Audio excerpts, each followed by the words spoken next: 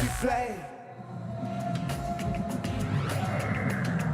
Well, the fifth version of the Hero CPL has started here in St Lucia. It was the St Lucia Stars up against the TRINBAGO Knight Riders. Bravo won the toss for the Knight Riders, and he decided to have a bowl first here at Darren Sammy Stadium. And with the Digicel highlights bundle, it started off reasonably well for the Knight Riders, didn't it, Danny Morrison? Yeah, it did.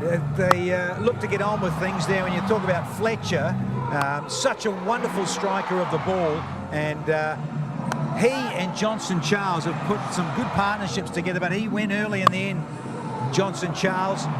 They try to get things going, but Cameron Akmal, in terms of the lazy running, quite extraordinary, really.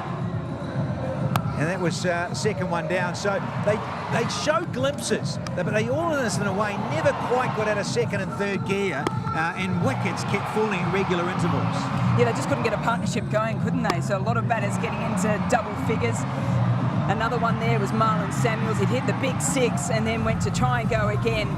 We saw a lot of El Dorado celebrations throughout this innings as well. As you can see, there wasn't a lot out of the middle of the bat. That was out of the middle of the pad. Shadab Khan, 2 for 15 at the end of his spell, picked up an important wicket.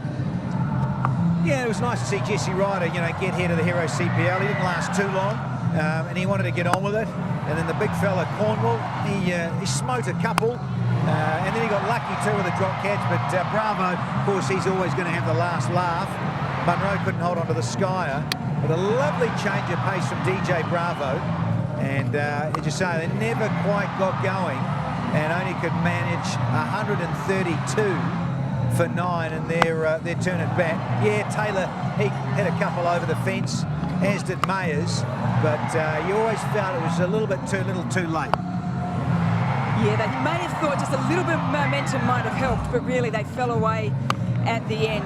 It was good bowling. Great to see Dwayne Bravo back and bowling well. His slow ball worked well. He had the slow ball bouncer, and he really helped with the spin of Shadab Khan and Sunil Narayan. Keep them down to 132.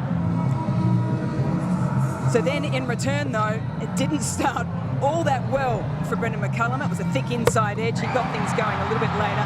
Sunil Narayan went for a golden duck, and really that was about the highlight for the St Lucia Stars. Yeah, very disgruntled Darren Sammy, wasn't he, in terms of how his bowlers went about things. But you've got to take your hats off too to these two Kiwis. McCullum and Munro, it was certainly their show. Anything slightly off, McCullum was in that sort of mood, and so was Munro. Anything slightly off, these two will do this to you all evening, and they did. They went about it in a wonderful fashion, put on over 130, and simply took the game away from the St Lucia Stars, who really didn't have any answer.